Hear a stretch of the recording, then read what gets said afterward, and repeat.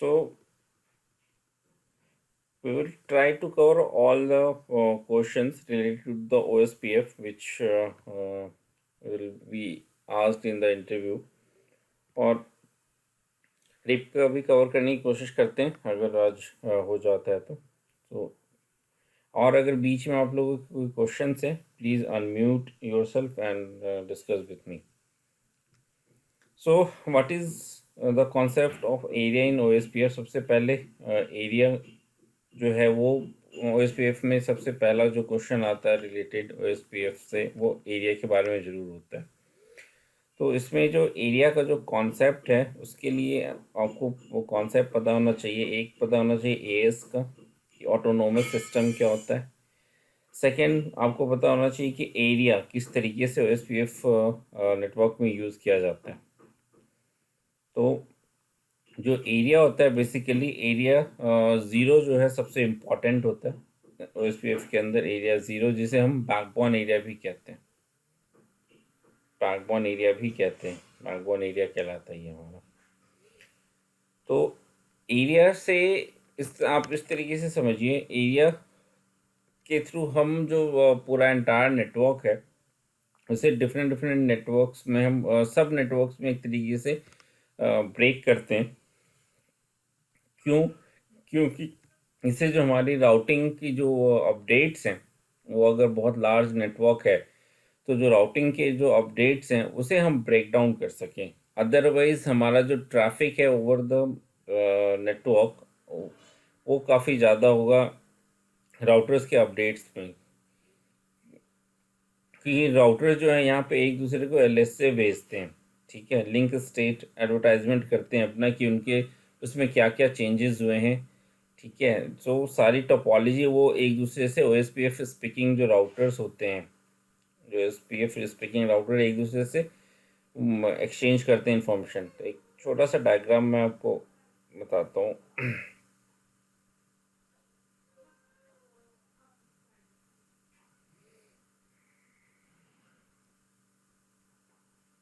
अगर सपोज ये सारे राउटर्स हैं, ठीक है, और अगर ये सारे राउटर्स एक दूसरे से कनेक्टेड हैं इस तरीके से, अगर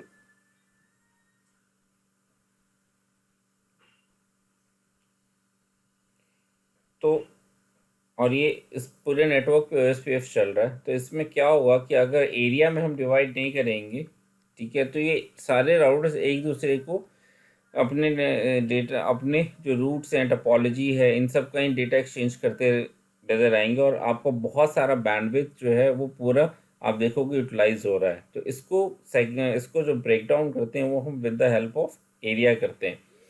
तो इस तरीके से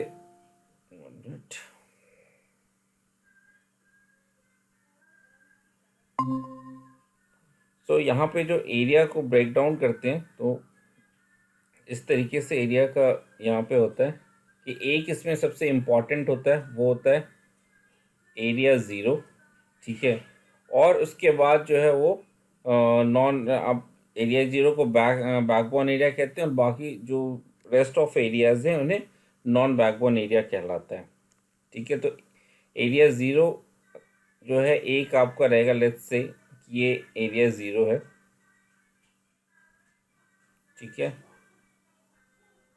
और ये जो राउटर्स हैं, ये एरिया ज़ीरो है, ये एरिया वन है, ये एरिया टू है. तो इसमें अब जो राउटर्स जो है आपस में जो कम्युनिकेट करेंगे, एक दूसरे को जो अब टोपोलॉजी की अपडेट देंगे वो अपने अपने एरिया में देंगे. लेट्स से ये राउटर 1, 2 एंड 3 है, तो ये एक दूसरे को देंगे. इसमें भी बहुत दूसरे तरीके से DRN BDR का कॉन्सेप्ट होता है, वो डिस्कस करेंगे. तो ये अभी के आप समझिए कि ये अब एरिया वन के अंदर, ठीक है, एरिया वन के अंदर अब ये तीनों राउटर्स एक दूसरे को सिर्फ अपने अपडेट्स देंगे, ठीक है. ऐसा नहीं कि अब ये सारे राउटर्स जो है एक दूसरे को देना स्टार्ट कर देंगे. इसी तरीके से लेट्स से ये एरिया टू है और ये एरिया ज़ीरो है, तो हर एक एरिया के अंदर जो राउटर्स है वो एक दूसरे को वो देंगे. तो पूरे ओवर द नेटवर्क आप देखोगे तो आपका कंजेशन उतना नहीं है, ट्रैफिक उतना नहीं है. अदरवाइज अगर सारे राउटर्स एक दूसरे को जो अपना LSA का अपडेट देने लग जाए तो काफ़ी बैंडविड्थ को आपको कंज्यूम कर लेंगे, इसलिए एरिया का कॉन्सेप्ट होता है यहाँ पे। और ये एरिया का कॉन्सेप्ट होता है वन सिंगल ऑटोनोमस सिस्टम के अंदर, ठीक है। तो ये पूरा का पूरा जो है ये एक सिंगल ऑटोनोमस सिस्टम कहलाएगा, और इसका एक नंबर होता है, लेट्स से नंबर 1। ये ऑटोनोमस सिस्टम जो है वो क्या होता है वो समझिए। ऑटोनोमस सिस्टम जो है वो जैसे ISP वगैरह हैं उन्हें प्रोवाइड किया जाता है। एक ऑर्गेनाइजेशन है जो IP एड्रेसेस को भी सबको असाइन करती है, उसी तरीके से वो एक ऑटोनोमस सिस्टम का नंबरिंग भी होता है हमारे यहाँ चलता है ओवर द इंटरनेट। और जो ISP वो होते हैं वो लेते हैं, या फिर बहुत लार्ज ऑर्गेनाइजेशन जो होता है वो लोग जो है वो ऑटोनोमस सिस्टम को यूज़ करते हैं इन देयर नेटवर्क्स। तो ये जो एक कंप्लीट नेटवर्क क्रिएट हुआ, ठीक है, इसे एक सिंगल ऑटोनोमस सिस्टम कहेंगे। ये एक सिंगल ऑटोनोमस सिस्टम कहलाएगा। This is the one. उसका नंबर कुछ भी हो सकता है, ठीक है। उसका एक रेंज है, ऐसा नहीं कि कुछ भी हो सकता है, रेंज है, you can check it out. तो in concept of area in OSPF क्या होता है कि autonomous system is divided into various area to reduce the number of routing updates in the network, as OSPF routing update will be sent to only in one area, जो अभी हमने diagram से समझा। अब इसमें आता है second question, what is the backbone area in ASA autonomous system. तो बैकबोन एरिया में क्या है कि इस जितना भी ये OSPF का जो पूरा नेटवर्क क्रिएट होगा, तो बैकबोन एरिया आप यही समझ लो कि वो कि जो बाकी जो एरियाज होंगे जो ब्रेक डाउन किए जाएंगे एरियाज, ठीक है, वो एरियाज किसी न किसी तरीके से वो एरिया 0 से कनेक्टेड होंगे, ठीक है। तभी वो पूरा का पूरा जो OSPF का वर्किंग है वो कंप्लीट हो पाएगा, वो जो अपडेट्स है वो कंप्लीट हो पाएगा।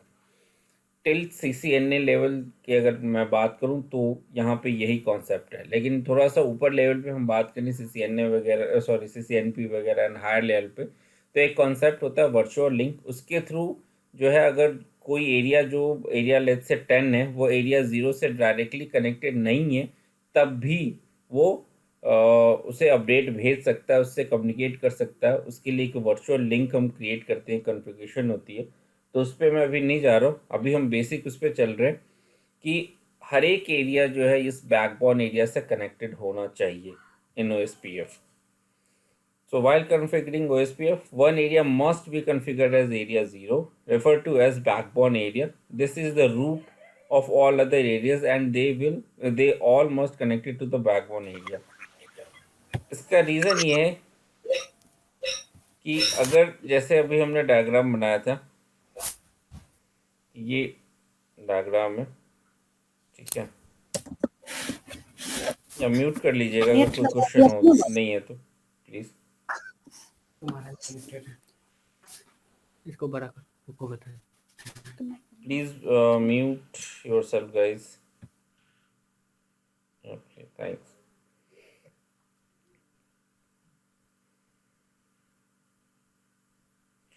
सो OSPF में एक एरिया को आपको 0 कॉन्फ़िगर करना ही होगा। जैसे इस एरिया को हमने एरिया 0 कॉन्फ़िगर कर लिया, दिस इज़ माय एरिया 0। अब इसका बेनिफिट क्या होता है? बेनिफिट ये है कि अब ये एक एरिया 1 है मेरा और ये एरिया 2 है, ठीक है। तो अब ये एरिया 1 एंड 2 कैसे कम्युनिकेट करेगा? How they will, so what they will do from this, ठीक है। ये जो एरिया 1 है ये एरिया 0 से कनेक्टेड है, ठीक है, और ये जो है अपना अपडेट यहाँ पे देगा एरिया 0 को, ये भी अपना अपडेट एरिया 0 को देगा। तो this is the root area, area 0, and ये एरिया जो है इन दोनों के साथ एक जो LSA है वो अपडेट शेयर करेगा, और फिर ये दोनों जो है एक एरिया एक दूसरे से कम्युनिकेट कर सकते हैं। So for the routing update purpose we need this area 0। तो OSPF में without area 0 you can't make anything. Next, what is an area border router ABR and autonomous system border router? सी, तो अभी जैसा हम topology वही लेके चल रहे हैं, एक मैं नोटपैड खोल लेता हूँ for the clean topology. Okay, तो टोपोलॉजी वही है।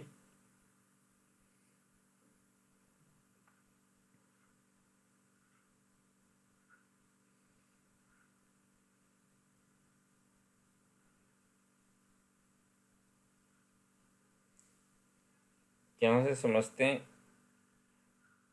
ये, और ये एक जो है कंप्लीट ऑटोनोमस सिस्टम है, वन सिंगल ऑटोनोमस सिस्टम है। तो हमारे पास दो कॉन्सेप्ट है, एक है ABR, ठीक है, ABR ये क्या होता है, एरिया बॉर्डर राउटर, और दूसरा होता है ASBR, autonomous system border router. तो सिंपल है, नाम जैसा है, एरिया बॉर्डर राउटर, ठीक है। ये क्या होता है, इसमें ये जो ABR राउटर्स होंगे उसका जो है वो मिनिमम 2 और मोर देन 2 एरियाज में ये कनेक्टेड होते हैं। इनके जो इंटरफेस होते हैं, आप ऐसे ध्यान रखिए कि जो ABR है इसका मिनिमम 2 और मोर देन 2 एरियाज में इनके इंटरफेसेस होंगे। तो जैसे यहाँ ये एरिया मेरा 0 है, ये एरिया 0 है, ये एरिया 1 है, ये एरिया 2 है। तो दिस इज माई, ये लेट्स से राउटर 1 है, ये राउटर 2, ये राउटर 3। तो जो ये R2 और R3 है, आप देखोगे तो एक इंटरफेस इसका इधर कनेक्टेड है, ठीक है, एरिया 1 में भी कनेक्टेड है, और एरिया 0 में भी कनेक्टेड है। तो ये जो राउटर है, ठीक है, एक तरीके से आप देखोगे इस तरीके से, तो एरिया 1 और एरिया 0 दोनों में ही ये इसका इंटरफेस है। तो ये जो राउटर है R2 और R3, ये ABR राउटर कहलाएंगे। R2 और जो R3 है ये ABR राउटर कहलाएंगे। ASBR राउटर कोई सा भी राउटर इनमें से जो बाहर के किसी और ऑटोनोमस सिस्टम से कनेक्टेड है। लेट्स से यहाँ पर एक AS ऑटोनोमस सिस्टम है 2, ठीक है, इसका एक राउटर है, और चाहे ये राउटर हो या फिर ये राउटर हो, कोई सा भी राउटर जो बाहर के ऑटोनोमस सिस्टम से कनेक्टेड होंगे उस राउटर को, ठीक है, ये भी हो सकता है, या फिर कोई अलग से ये जो राउटर है यहाँ पे इस तरीके से हो, वो राउटर जो दूसरे ऑटोनोमस सिस्टम से कनेक्ट करेगा अपने ऑटोनोमस सिस्टम को, उसको ASBR कहते हैं, ऑटोनोमस सिस्टम बॉर्डर राउटर, ठीक है। तो यही लिखा है यहाँ पे, सी ABR, area border router, is the router that contains other areas to the backbone area within an autonomous system. Area border router can have its interface in multiple areas. AVR में router that connects different autonomous system। तो ये याद रखिएगा, बहुत simple सा है, नाम से ही पता चल रहा है। इसके बाद जो क्वेश्चन आता है कि अगर दो राउटर्स हैं, ठीक है, दो राउटर्स को अगर नेबरहुड बनाना है OSPF में, अगर ये राउटर 1 है और ये राउटर 2 है, इन दोनों को एक दूसरे का नेबर बनना है, तो क्या चीज़ें हैं जो कि मस्ट होनी चाहिए। सो पहला, the subnet should be same, area ID must be the same for the at least one common interface, ठीक है, और hello and dead interval timer should be matched. इसमें हेलो टाइमर जो आई थिंक 40 सेकेंड्स का होता है, एंड डेड टाइमर जो है वो 40 सेकेंड्स का होता है, ये अभी आगे हम देखेंगे। एंड ऑथेंटिकेशन जो है, ये authentication must be same for both router. ये जो है ऑथेंटिकेशन आपका ऑप्शनल है, लेकिन अगर आपने किसी एक राउटर पे कॉन्फ़िगर कर दिया तो फिर आपको सब पे करना होगा, okay. What is the OSPF router ID? अब राउटर ID क्या होता है? ये जो हमने बनाया अभी पूरा, तो ये जो राउटर्स होते हैं, ठीक है, ये राउटर्स जो हम क्रिएट होते हैं, इनमें क्या होता है कि इन राउटर्स को नेटवर्क के ऊपर यूनिकली कैसे आइडेंटिफाई किया जाए, उसके लिए हर एक राउटर का OSPF एक राउटर ID क्रिएट करता है। तो राउटर ID क्रिएट होने के दो तरीके हैं, एक ऑटोमेटिकली, सेकेंड मैनुअली। तो फर्स्ट थिंग कि राउटर आईडी क्या होता है, राउटर आईडी होता है कि वो नेटवर्क पे उस राउटर का एक यूनिक आईडी कहलाता है, ठीक है, यूनिक आइडेंटिफायर होता है, this is called router ID in OSPF. अब ये कैसे क्यों होता है, इसके दो तरीके हैं, ये ऑटोमेटिक भी हो सकता है और ये मैनुअल भी आप कर सकते हैं। ऑटोमेटिक क्या कैसे होता है वो देखिए।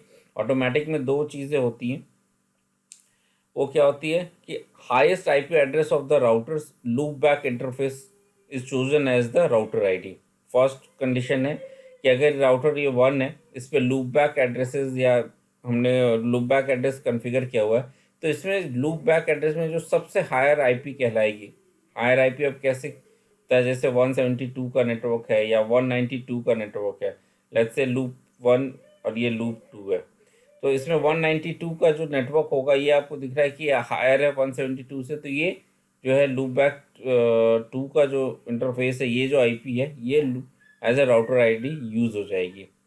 अगर लूप बैक एड्रेस यूज़ नहीं किया है फिर क्या होगा, अगर लूप बैक एड्रेस नहीं किया है तो हाईएस्ट आईपी जो इंटरफेस की होगी, फिजिकल इंटरफेस की, उस आईपी को एज अ राउटर आईडी ये ओएसपीएफ उसको डिनोट करेगा, ठीक है, उसको चूज करेगा।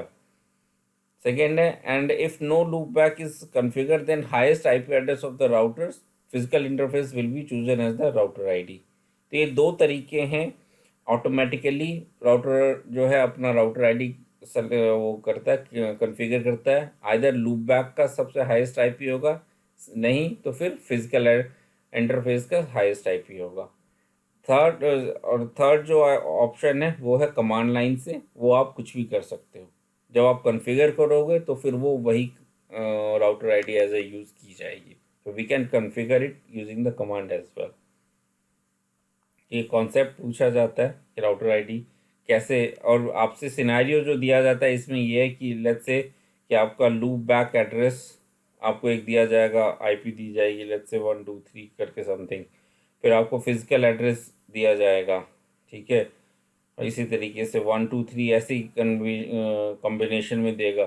तो अब इसमें भी कैसे आप चेंज करोगे वो देखो, ये भी एक सिनेरियो वाला क्वेश्चन है, जैसे 123 है, फिर 454.10, ठीक है, और इसमें 123.45.5.9, ठीक है। तो अब आपसे ये पूछा जाएगा कि ये अगर दो आईपीज़ हैं, ठीक है, अब इन दोनों आईपीज़ में कौन सा आईपी हायर है ये आपको बताना होगा। इस तरीके से सिनेरियो दी जाएगी तो आपको देखना होगा कि कौन सा आईपी हायर है। 123 फर्स्ट ऑक्टेट सेम है दोनों का, ओके, सेकेंड ऑक्टेट भी सेम है, ओके, थर्ड ऑक्टेट में कौन सा हायर है, 5, तो ये जो है ये राउटर आईडी आपकी क्रिएट हो जाएगी,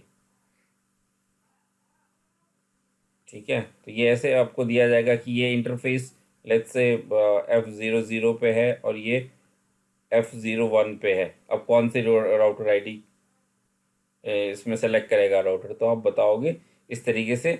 सारे ऑक्टेट्स को अब इधर से ऑक्टेट्स जो है वो इधर से चेक किए जाते हैं कि कौन सा ऑक्टेट हायर पे है, ठीक है।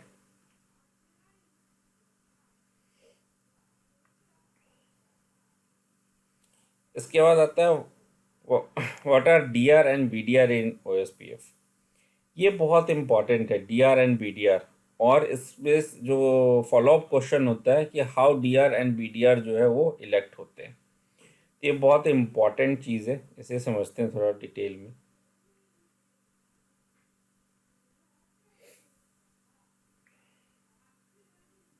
टोपोलॉजी यही बना रहे हैं,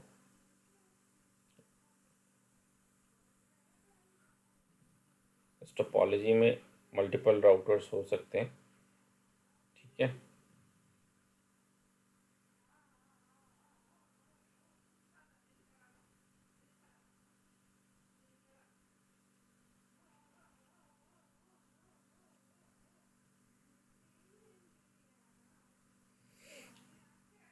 अब हर एक एरिया में, इस पूरे उसमें जो आपको एरियाज में जो राउटर का जो ये जो अपडेट होगा, एक दूसरे को अपडेट भेजेंगे, जो हमने अभी बोला था कि एरियाज के एरिया जो है लेट्स से ये एरिया 0 है, ये एरिया 1 है, ये एरिया 2 है।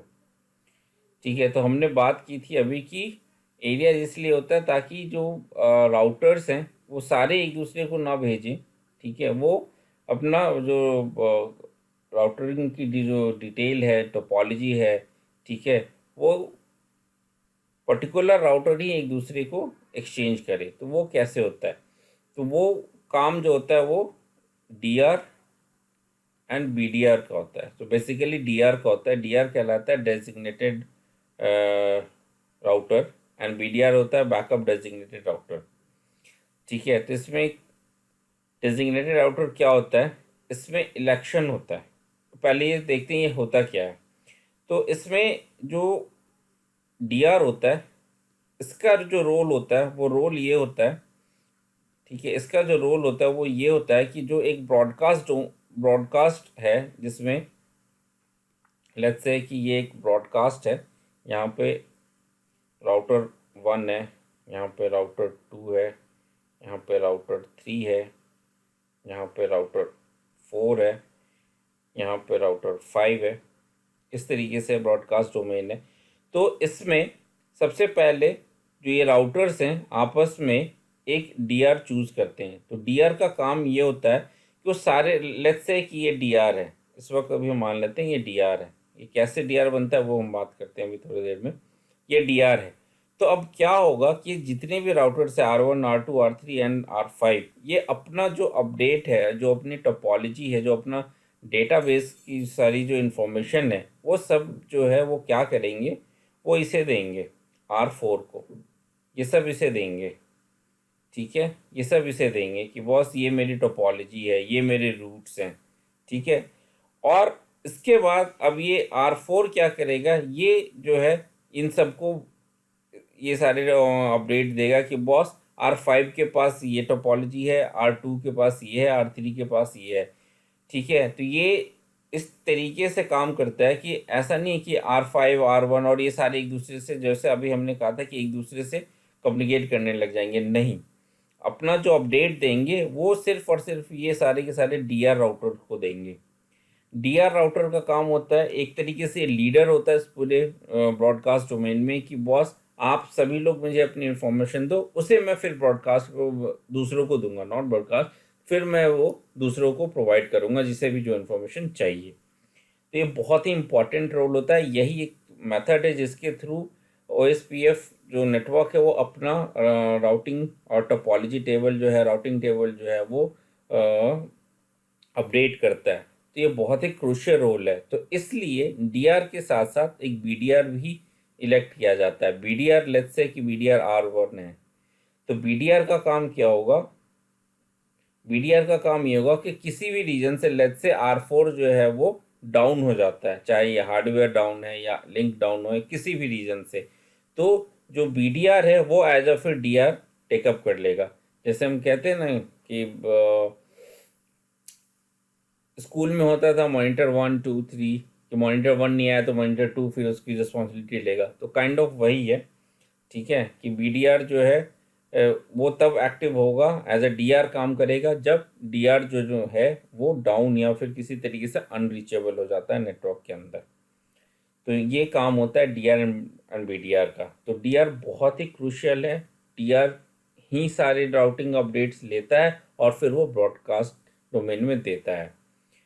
अब आता है कि इलेक्ट कैसे होते हैं।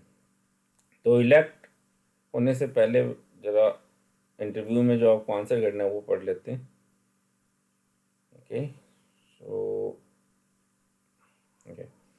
so what is DR and BDR? So designated router, and BDR is a backup designated router.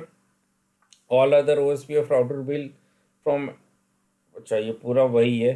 ठीक है, आप लोग अपना सारी चीज़ें वही लिखी हुई है, you guys can read.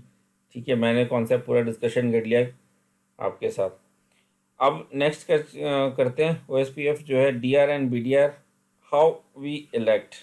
Okay, तो इसका बहुत सिंपल सा तरीका है ये कैसे इलेक्ट किया जाता है, इसे हम लोग समझते हैं।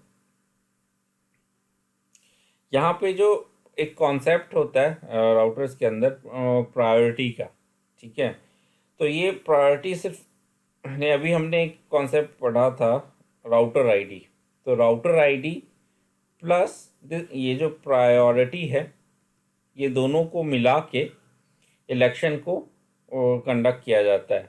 तो जो राउटर्स हैं वो क्या कहते हैं कि जिसका भी राउटर आईडी सबसे ज़्यादा होगा, ठीक है, उसे हम एज अ बीडीआर लेंगे। अगर सॉरी उसे डीआर लेंगे, ठीक है। अगर किसी भी रीज़न से जो राउटर आईडी है वो सेम हो जाती है, तो फिर आती है बात प्रायोरिटी पे कि फिर हम वो प्रायोरिटी देखेंगे। तो प्रायोरिटी जो है वो दो तरीके से होती है, एक डिफ़ॉल्ट होती है, एक हम मैनुअली चूज़ भी कर सकते हैं, ठीक है। तो अगर आप देखोगे प्रायोरिटी की, तो डिफ़ॉल्ट जो वैल्यू होती है सिस्को की राउटर्स की जो हम बात कर रहे हैं, तो Cisco routers have by default priority as 1। तो इस प्रायोरिटी को हम चेंज कर सकते हैं, जिसे भी अगर दो तरीके हैं, या तो ऑटोमेटिकली पूरे सिस्टम में ये प्रोसेस होगा, राउटर आईडी एंड प्रायोरिटी को देख के राउटर्स आपस में एक को डीआर और एक को बीडीआर बना देंगे। अदरवाइज आप एज ए एडमिनिस्ट्रेटर मैनुअली भी इसको कॉन्फ़िगर कर सकते हो कि कौन सा राउटर डीआर होगा, कौन सा बीडीआर होगा। तो इसे कॉन्फ़िगर करने के लिए आपको दो चीज़ कॉन्फ़िगर करनी पड़ेगी उस राउटर पे, एक है राउटर आईडी एंड दूसरा प्रायोरिटी, ठीक है। तो इन दोनों के को मैनिपुलेट करके और कॉन्फ़िगर करके, नॉट मैनिपुलेट, कॉन्फ़िगर करके आप नेटवर्क के अंदर D R and VDR router choose configure कर सकते हो और चूज़ कर सकते हो। तो वो दो राउटर्स फिर as a DR and BDR काम करेंगे। So the router with highest priority elected as the designated router, and the second highest priority router becomes the backup designated router. If there is a tie in priority, the router with the highest router ID will become DR, and the second highest router ID will become the PTR, ठीक है। तो अगर दो चीज़ें हैं, router ID and priority, जैसा हमने कहा, तो कहीं पे भी जहाँ पे भी इन दोनों में सॉरी इन दोनों के अंदर कहीं पे भी टाई अगर हो जाता है किसी भी दो राउटर के अंदर की प्रायोरिटी, और प्रायोरिटी तो वैसे सेम होगी, अगर सिस्को राउटर्स हैं सारे के सारे, तो बाय डिफ़ॉल्ट सारे राउटर्स की जो प्रायोरिटी होती है वो 1 होती है, ठीक है। तो फिर हम राउटर आईडी वो कॉन्फ़िगर करते हैं, या राउटर आईडी जिसकी हाईएस्ट होती है वो हमारा डीआर बनता है। अगर राउटर आईडी भी सेम हो गया तो आप मैनुअली कुछ भी कॉन्फ़िगर कर सकते हो, आइदर राउटर आईडी और आइदर प्रायोरिटी। तो दोनों जो है वो हाईएस्ट, ये जो इम्पोर्टेंट है इसमें कि जो भी हाईएस्ट आपको कॉन्फ़िगर करना होगा, ठीक है, राउटर आईडी आइदर हाईएस्ट होगा या प्रायोरिटी आइदर हाईएस्ट होगा, तो जाके वो डीआर और बीडीआर राउटर बनेगा, ठीक है। तो हाईएस्ट प्रायोरिटी हो गया या फिर हाईएस्ट आपका राउटर आईडी हो गया, दोनों में से कुछ आपको कॉन्फ़िगर करना होगा।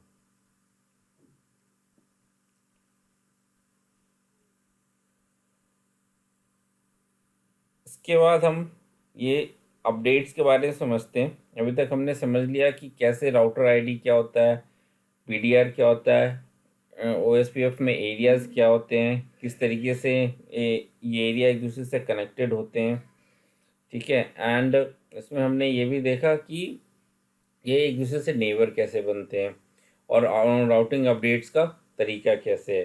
तो इसके बाद जो पूछा जाने वाला क्वेश्चन है बहुत ज़्यादा, वो होता है describe LSA, LSR, LSU, LS act, ठीक है। तो क्या है, LSA जो है लिंक स्टेट एडवर्टाइजमेंट कहलाता है, ठीक है। LSR जो है वो आपका लिंक स्टेट रिक्वेस्ट कहलाता है। LSU जो है वो लिंक स्टेट अपडेट कहलाता है, और LSA जो है लिंक स्टेट एक्नॉलेजमेंट कहलाता है। सबसे पहला फुल फॉर्म ये है। अब इनका काम क्या है वो ज़रा देखते हैं। सो LSA जो है बेसिकली जो दो राउटर्स हैं, जो दो OSPF स्पीकिंग राउटर्स की अगर हम बात करें, इन दोनों पे राउटर 1 और राउटर 2 पे OSPF कॉन्फ़िगर्ड है, तो जो आपस में डेटा एक्सचेंज करते हैं, ठीक है, वो डेटा कैसे एक्सचेंज करते हैं, LSA के थ्रू एक्सचेंज करते हैं, लिंक स्टेट एडवर्टाइजमेंट करके, ठीक है। So link state advertisement are used by OSPF routers to exchange routing and topology information. तो इनके बीच का जो राउटिंग का और टोपोलॉजी का जो इन्फॉर्मेशन है वो एलएसए के थ्रू एक्सचेंज होता है. When two neighbour decided to interchange routes, they send each other a list of all LSA in their individual topology database.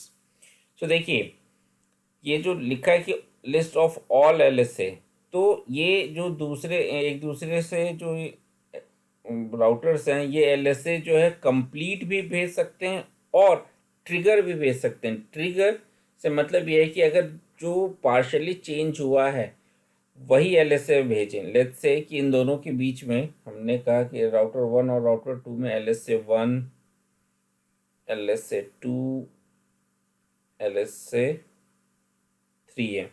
इधर भी एलएसए 1, एलएसए 2 और एलएसए 3 है. ठीक है. अब अगर चेंज जो है ना, चेंज अगर लेट्स से एलएसए 2 में हुआ है या एलएसए 3 के इंफॉर्मेशन में चेंज हुआ है, तो एलएसए 3 का ही इंफॉर्मेशन जो है ये राउटर 1 जो है वो राउटर 2 को देगा. ये ज़रूरी नहीं है कि कंप्लीट दे. ठीक है, ये पार्शियल भी दे सकते हैं जो ट्रिगर होता है. अब ये जो एलएसए है ये जो है हर एक राउटर के अंदर ना डिफरेंट डिफरेंट होता है. ठीक है, तो वो एक जगह पे कंबाइंड स्टोर होता है, सेव होता है.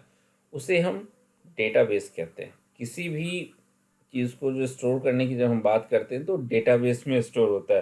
तो बहुत जगह पे आपसे पूछ भी लिया जाता है कि लिंक स्टेट डेटाबेस के बारे में.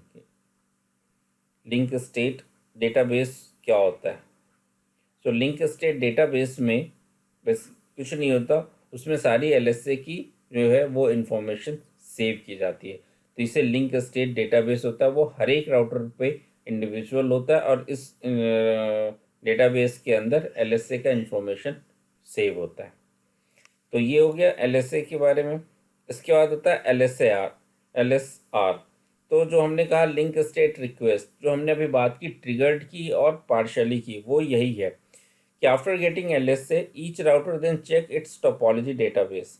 ठीक है, टोपोलॉजी डेटाबेस चेक करता है. Then if some LSAs are missing और some are out of date, not updated, the router sends link state request missing message requesting all update or missing LSs that were not found in the topology table. तो वही है जो हमने अभी बात की, जो मैंने आपको बताया कि आइदर LSA कंप्लीट शेयर हो सकता है या फिर जो है वो पार्शली भी हो सकता है, वो ट्रिगर्ड भी हो सकता है, कहीं जहाँ पे चेंजेस हुए हैं वो भी हो सकता है, जो मिसिंग है वो भी हो सकता है. तो उस टाइम को वो जो चेंज किया जाता है उसमें लिंक स्टेट रिक्वेस्ट आता है. क्योंकि अगर लेट्स से राउटर 1 जो है वो अपना डेटाबेस चेंज वो कर रहा है और उसे लगता है कि एलएसए 3 का जो इन्फॉर्मेशन है उसके पास आउट ऑफ डेट है, वो सिंक में नहीं है. ठीक है, तो वो R2 को रिक्वेस्ट भेजेगा कि बॉस मुझे एलएसए 3 की इन्फॉर्मेशन भेजो. तो फिर ये राउटर जो है वो एलएसए 3 की इन्फॉर्मेशन इसे शेयर करता है. और ये सारा काम ऑटोमेटिकली होता है OSPF में. इसमें आपको मैनुअली कुछ करने की ज़रूरत नहीं है, बट ये आपको पता होना चाहिए. ठीक है, एलएसए आर के बाद, अच्छा एलएसए आर के बाद आता है हमारा एलएसए यू. तो other router replies with the link state update. ठीक है, that contains all LSA request by the neighbour router. अगर मैं आपको बहुत ही नॉर्मल लैंग्वेज में बताऊं तो ये एक लिफाफे की तरह काम करता है लिंक स्टेट अपडेट. ठीक है, क्यों? क्योंकि इसके अंदर सारी एलएसए की इंफॉर्मेशन होती है. तो जैसे एक लिफाफा होता है उसके अंदर हम चिट्ठी डालते हैं ना, तो आप ये समझ लो कि ये जो एलएसए है वो चिट्ठी है और ये जो लिंक स्टेट अपडेट है एलएसयू जो है वो एक लिफाफा है. तो ये सारा का सारा जो है एलएसए की इंफॉर्मेशन जो है वो अपने अंदर स्टोर करके वो दूसरे राउटर को देता है. ये इसका काम है. ठीक है, उसके बाद एक्नॉलेजमेंट होगा. Of course after getting LSUs link state acknowledgement will be sent to confirm receipt of the LSU message. जब R1 ने इसको रिक्वेस्ट करा कि मेरे पास LSA 3 की इंफॉर्मेशन मिसिंग है, ठीक है। तो R2 इसको सेंड कर देगा कि ठीक है ये रहा आपके पास इंफॉर्मेशन। देन R1 इसको एक्नॉलेज भी करेगा कि ठीक है मेरे पास ये इंफॉर्मेशन मिल गई है, अब मैंने ये इंफॉर्मेशन अपने टेबल में स्टोर कर लिया है। So this is the way जो OSPF स्पीकिंग राउटर से एक दूसरे से इंफॉर्मेशन एक्सचेंज करते हैं LSA के फॉर्म में और अपने डेटाबेस में स्टोर करते हैं।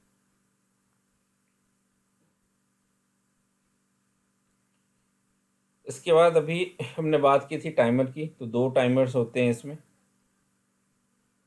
ठीक है।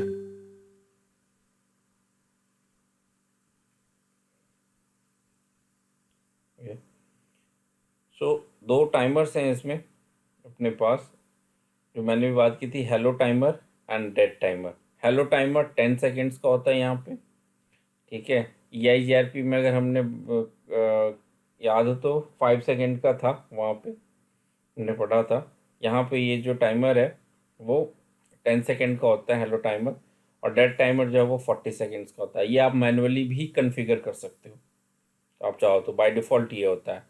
इसका काम क्या होता है, this specify how frequently OSPF router will send the hello packet to other SPF routers. तो कितने डिफरेंस में भेजेगा। आप देखो बहुत जहाँ पे नेटवर्क काफ़ी लार्ज हो जाता है वहाँ पे कभी कभार इस टाइमर को इंक्रीज भी कर दिया जाता है। क्यों? क्योंकि जितना फ्रिक्वेंटली ये एक दूसरे से अपडेट लेंगे और देंगे, उतना ये बैंडविड्थ नेटवर्क उस पर लिंक के ऊपर कंज्यूम करेंगे, उतना ज़्यादा वो ट्रैफिक होगा। तो समटाइम्स इसको इंक्रीज कर दिया जाता है। ये आपके totally you are free to utilize it कि आप कैसे करना चाहते हो। बट इतना ध्यान रखना, जो ये रेसो है जो हेलो टाइमर डेड टाइमर का, ये 10:4 होना चाहिए। जैसे यहाँ पे 10 सेकेंड्स है, यहाँ पे 40 सेकेंड्स है। तो आपने अगर जो भी आप लेट्स से आपने 20 सेकेंड्स अगर करते हो, ठीक है, तो इसका 4 टाइम्स अब लेके चलना, कितना हो गया 80 सेकेंड्स, ठीक है। इस तरीके से आप ज़रूर एक लेके चलना, but still you are free to configure as you want. तो हेलो टाइमर होता है जिसमें ये एक दूसरे को जो डेटा है वो एक्सचेंज करते हैं। डेड टाइमर होता है कि लेट्स से 2 राउटर्स हैं, ठीक है, और राउटर्स हैं ये राउटर 1 राउटर 2, और 40 सेकेंड्स तक लेट्स से राउटर 1 जो है उसे राउटर 2 से कोई रिस्पॉन्स नहीं आया, ठीक है। This is the specify how much time a router will wait for hello packet before it announce that neighbour router is dead, ठीक है। तो जब तक 40 सेकेंड्स तक वेट करेगा, 40 सेकेंड्स तक अगर यहाँ पे बाय डिफ़ॉल्ट अगर नहीं आता है R1 के पास कोई अपडेट फ्रॉम द R2, तो इसको आइदर डेड मान लेगा या नेटवर्क पे नहीं है, अनरीचेबल है वो। मीन्स अब इसके लिए ये जो राउटर है वो नेटवर्क पे अनरीचेबल है, simple. So this is the hello timer and dead timer. और ये हर एक उसमें होता है, EIGRP में है, रिप में इसमें 4 तरीके के टाइमर्स होते हैं, ठीक है। रिप अगर जब हम डिस्कस करेंगे, यहाँ पे भी 2 ही हैं, OSPF एंड EIGRP में 2 हैं, रिप में 4 तरीके के टाइमर्स होते हैं। इसके बाद आता है मल्टीकास्ट एड्रेस, कि ये जो एक दूसरे से डेटा एक्सचेंज करेंगे कैसे करेंगे। तो वो देखिए 2 मल्टीकास्ट एड्रेस यूज होता है, 224.0.0.6 पॉइंट नहीं डॉट, एंड 224.0.0.5। तो ये कैसे होता है वो देखिए, every non DR and non BDR router will be sent routing information to DR and BDR using multicast address this। जो हमने बात की कि ये लेट्स से DR राउटर है, ठीक है, नेटवर्क में, और ये जो राउटर्स हैं हमारे ये नॉन वो हैं, ठीक है। तो अब ये जो राउटर 1 जो है वो हमारा DR राउटर है। तो अब ये जितने भी राउटर्स हैं वो जो है अपना जो इन्फॉर्मेशन इसको शेयर करेंगे, LS शेयर करेंगे, वो किस मल्टीकास्ट एड्रेस पे शेयर करेंगे, वो इस पे करेंगे 224.0.0.6। और जब DR जो इन लोगों को इन्फॉर्मेशन देगा, जो DR फिर इन लोगों को जब इन्फॉर्मेशन एक्सचेंज करेगा नेटवर्क पे, वो किस पे करेगा, वो करेगा 224.0.0.5।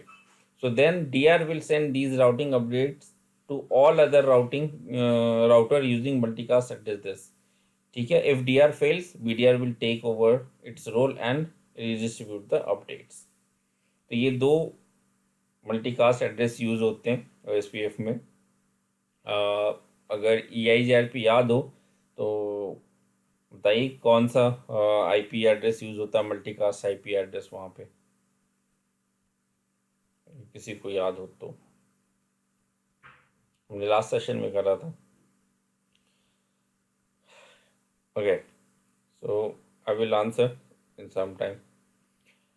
नेक्स्ट है, ठीक है, कि which tables are maintain by OSPF. अब हमने सारी बातें कर ली कि टेबल एक्सचेंज होता है, LSA एक्सचेंज होता है, वो कैसे इंफॉर्मेशन एक्सचेंज होता है, वो सारी हमने बात कर ली. LSA, LSR, LSU and LS act के थ्रू, ये चार प्रोसेस के थ्रू डेटा सारा एक्सचेंज होता है. ठीक है, तो अब ये डेटा एक्सचेंज होता है तो टेबल क्या फॉर्म्स करती है OSPF में. तो OSPF में 3 टेबल फॉर्म होती है, या EIGRP में भी यही 3 टेबल फॉर्म होती है, लेकिन थोड़ा सा डिफर है. OSPF में जो राउटिंग टेबल होता है वो बेस्ट रूट स्टोर करता है. नेबर टेबल जो है वो इंफॉर्मेशन नेबर्स के बारे में रखता है. और टोपोलॉजी टेबल जो है वो पूरा का पूरा स्ट्रक्चर, टोपोलॉजी का जो स्ट्रक्चर है नेटवर्क का कंप्लीट, जो पूरा ऑटोनोमस सिस्टम की हम बात कर रहे हैं ना, इस पूरे ऑटोनोमस सिस्टम में वो पूरा, चाहे वो डायरेक्टली कनेक्टेड हो या ना हो डेजिग्नेटेड बैकबोन एरिया से, मीन्स एरिया 0 से, स्टिल उसके पास टोपोलॉजी टेबल के अंदर पूरा का पूरा एक काइंड ऑफ मैप होता है. जो हम गूगल मैप यूज़ करते हैं ना, कि अगर कहीं एक रूट से दूसरी जगह जाना है, तो जिस तरीके से हम गूगल मैप देखते हैं, kind of, not exactly but kind of पूरा का पूरा इंफॉर्मेशन इसके पास ये होता है एक पूरे ऑटोनोमस सिस्टम में जहाँ पे OSPF कॉन्फ़िगर किया गया है. तो ये कंप्लीट इंफॉर्मेशन होती है इसके पास टोपोलॉजी टेबल के अंदर. तो OSPF में 3 टेबल क्रिएट होती है, routing table, neighbour table, topology table. Routing table में बेस्ट रूट होगा, नेबर टेबल में नेबर की इंफॉर्मेशन होगी, टोपोलॉजी में कंप्लीट टोपोलॉजी होती है पूरे नेटवर्क की. इसके बाद हम बात करते हैं what are the 3 basic LSA type of OSPF. क्योंकि LSA जो है, इसी LSA के थ्रू ही हम जो इंफॉर्मेशन वो एक्सचेंज करते हैं एक दूसरे के साथ. तो अब इसमें LSA टाइप्स होते हैं, इसमें कौन कौन से, कब कब LSA और किस तरीके के LSA जो हैं वो जो हमने बात की कि कंप्लीट LSA नहीं जाएगा, ट्रिगर भी होगा, तो किस तरीके के LSAs होते हैं, कितने टाइप्स के. तो इस मेनली जो है ये 3 तरीके की ही होते हैं. राउटर LSA होता है, नेटवर्क LSA होता है, समरी LSA होता है. ये मेन 3 होते हैं. सो राउटर LSA टाइप 1 में आता है, नेटवर्क LSA टाइप 2 में आता है, समरी LSA टाइप 3 में आता है. ठीक है, तो जब टाइप 1 LSA जब एक्सचेंज होता है, ठीक है, टाइप 1 और राउटर LSA, ठीक है, तो राउटर LSA भी कहते हैं इसको, टाइप 1 को. ये अगर किसी ने इंटरव्यूअर ने राउटर LSA बोला है तो आप समझ जाओ कि वो टाइप 1 की बात कर रहा है. ठीक है, चाहे टाइप 1 बोला है तो आप समझ जाओ राउटर LSA की बात कर रहा है. ठीक है, तो router LSA is generated by each router that contains its active interface, IP address, neighbours and the link cost. ठीक है, so LSA type 1 is flooded to all the routers only within an area. ये important है, याद रखना. ठीक है, इसमें जितने भी ये 3 पॉइंट्स लिखे हैं, ठीक है, ये तीनों पॉइंट बहुत इंपॉर्टेंट है. अगर आपसे पूछा जाता है इंटरव्यू में तो इन तीनों पॉइंट्स आपसे वो जानना चाहेगा इंटरव्यूअर कि क्या क्या इन्फॉर्मेशन रहती है. जिसमें हमने कहा एक्टिव इंटरफेस की इन्फॉर्मेशन होती है, IP एड्रेस होता है, नेबर्स के बारे में होता है एंड कॉस्ट होता है. ठीक है, अभी हम चलो कॉस्ट से अभी एक बता देते हैं कि कॉस्ट का क्या है. कि OSPF जो है ना, जितने भी राउटर्स हैं, चाहे EIGRP है, RIP है और ये OSPF है, कॉस्ट के बारे में डिस्कशन किया था लास्ट सेशन में कि ये जो भी राउटर से जो बेस्ट पाथ अपने पास रखते हैं एक दूसरे को रीच करने के लिए या डेस्टिनेशन तक रीच करने के लिए। सो जिस तरीके से हम बेस्ट पाथ निकालते हैं कि बेस्ट पाथ क्या होना चाहिए, ठीक है, गूगल मैप से कि रूट क्या होना चाहिए पहुंचने के लिए, उसी तरीके से ये भी एक बेस्ट पाथ निकालते हैं। बेस्ट पाथ निकालने के लिए जो मेज़र करने के लिए जो यूनिट है, जैसे हम किलोमीटर में वो करते हैं, उसी तरीके से हर एक राउटिंग प्रोटोकॉल का अपना एक यूनिट है। तो जो रिप है वो रिप होप काउंट्स पे करता है, ठीक है, और OSPF जो है वो कॉस्ट पे करता है, और जो EIGRP है वो मैट्रिक्स पे करता है, ठीक है। और इनको फिर फर्दर है कैसे कैलकुलेशन होती है वो लास्ट सेशन में हमने डिस्कशन किया था, आप लोग देख सकते हैं सेशन उसकी रिकॉर्डिंग। तो ये याद रखिएगा, टाइप 1 में जो इन्फॉर्मेशन जाती है वो active interface, IP address, neighbours और लिंक कॉस्ट जाती है। तो ये जो कॉस्ट है वो ये वही कॉस्ट है कि कितना डिस्टेंस है उसके बाद जाने के लिए। और ये जो टाइप 1 है वो फ्लड होता है विद इन एन एरिया, ये भी इम्पॉर्टेंट है। सेकेंड आता है नेटवर्क LSA, जिसे टाइप 2 कहते हैं। तो network LSA is generated bye designated router that list all the routers on the segment it is adjoining to. LSA type 2 is flooded only within an area, ये भी within an area होता है, ठीक है। Summary LSA जो है type 3, और summary LSA are produced by area border routers. अब आई होप कि एरिया बॉर्डर राउटर से आपके माइंड में आ गया होगा कि कौन सा राउटर है। To advertise network from an area to other areas, ठीक है। टाइप 3 जो LSA के थ्रू जो हमने बात की थी स्टार्टिंग में कि हर एक एरिया जो है बैकबोन एरिया से कनेक्टेड होता है, और वो एरिया एक दूसरे से इंफॉर्मेशन शेयर करते हैं। तो वो अपडेट कैसे शेयर करते हैं, वो रिस्पॉन्सिबिलिटी भी ABR की होती है, एरिया बॉर्डर राउटर्स की होती है। कि जो ये जैसे राउटर है ये एरिया 1 में भी है और ये एरिया 0 में भी है, तो इसकी ये जो है इसकी रिस्पॉन्सिबिलिटी होती है, ठीक है। LSA टाइप 3 ये प्रोड्यूस करता है, और ये एक एरिया की इंफॉर्मेशन दूसरे एरिया को शेयर करता है। और एरिया इंफॉर्मेशन से क्या मतलब है, राउटिंग डिटेल्स, टोपोलॉजी टेबल, ये सारी चीज़ें वो एक दूसरे से शेयर करते हैं। तो दिस इज़ द टाइप 3। और ये जो it contains information about inter area routes, of course ये एक दूसरे के एरिया के बारे में इंफॉर्मेशन अपडेट करते हैं। तो ये इम्पॉर्टेंट है। इसके अलावा भी आप थोड़ा सा पढ़ोगे, खुद से डिस्कशन करोगे तो और भी टाइप्स मिलेंगे, बट ये 3 टाइप्स मोस्ट इम्पॉर्टेंट है जो कि आपको पता होना चाहिए। तो ये था OSPF। आई होप काफ़ी टाइम हो गया। हाँ, तो नेक्स्ट सेशन में हम रिप करेंगे। यहाँ पे अगर किसी को कोई डाउट है या कुछ डिस्कशन करना है तो हम कर सकते हैं।